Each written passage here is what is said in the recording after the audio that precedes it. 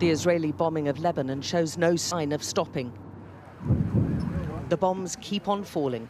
3-4 airstrike. And this in the face of a growing global demand for a halt. The past 24 hours has seen fresh areas hit and more children killed. Hassan was only 6 years old, killed alongside his mother and father. His elder brother Ahmed, who helped carry their coffins, was pulled out of the rubble alive but wounded. Another brother, 15-year-old Yusuf, also survived. This village is 60 kilometers from the southern border front line.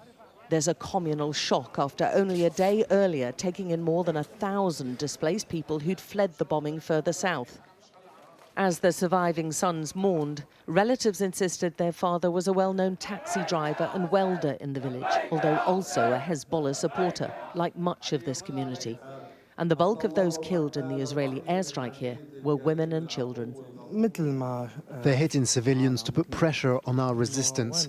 Israelis are claiming there were weapons in the house, but this family had just taken in 2 other displaced families, also civilians, and this was a 6-year-old child. The family's home up in the hills in a residential neighborhood is now utterly flattened, just a few remnants of family life still scattered around. The parents and their youngest son were killed, along with both the displaced families they'd given shelter to, who came here believing this was safe. In total, 6 children, 3 mothers, and the family's patriarch died here.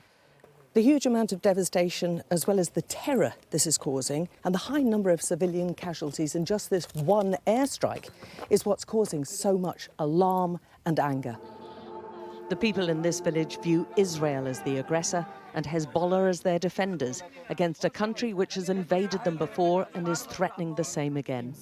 Israel has killed more than 600 people in the past few days in Lebanon, okay? And we're targeting only military bases. So that's what terrorism. They're calling us terrorists, but they've killed more than 600 people. The Israeli forces say they're destroying Hezbollah's infrastructure and killing its fighters, and insist the militants are hiding in homes. The bomb sites we've been to show many signs of civilian life. These were businesses and shops. To many in Lebanon, the Israeli military operation looks like a blanket targeting of the entire population, including emergency workers, with the Ministry of Health saying doctors, ambulance crews, and at least 4 firefighters have been killed. We spoke to one firefighter who asked not to be identified for his own safety, who told us he was very afraid. This is definitely wrong. The civil defense and the fire crews who help civilians and who put out fires and open roads should not be targeted. And this protection exists in every country's laws.